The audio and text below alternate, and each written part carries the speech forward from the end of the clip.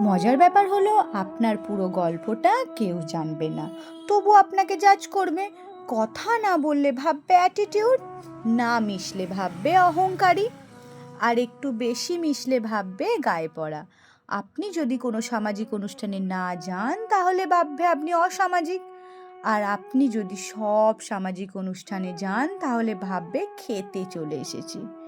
অনুভূতি নিয়ে গদগদ হলে ভাববে ঢং, আর অনুভূতি না প্রকাশ করলে ভাববে পাথর।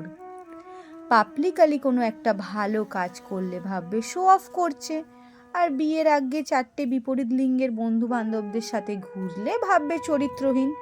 বিয়ের পরেও সেটা করলে ভাববে আরও বেশি চরিত্রহীন। প্রেমিক বড়লোক হলে ভাববে গোল্ড ডিগার। একটা দামি শাড়ি কিংবা একটা গয়না পরে ছবি পোস্ট করলে ভাববে বরের টাকায় ফুটানি দেখাচ্ছে।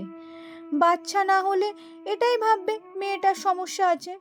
হাত খুলে খরচা করতে জানলে ভাববে টাকার গরম দেখাচ্ছে। দুঃখ ভুলে হাসি মুখে বাঁচতে চাইলে ভাববে অনুভূতিহীন, আবার দুঃখে ডুবে থাকলে ভাববে সিম্প্যাথি চাইছে।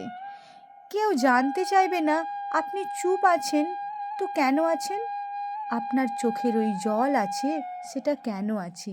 আপনি আজ কাউকে বিশ্বাস করতে পারছেন না, সেটা কেন পারছেন না?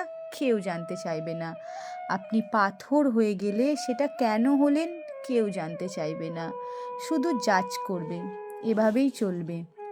আর তাই আপনি ঠিক যেমন তেমনই চলবেন, একটু হেসে পাশ কাটিয়ে, কিংবা মাথাটা উঁচু রেখে লড়াই করে, নিজের মতো করে।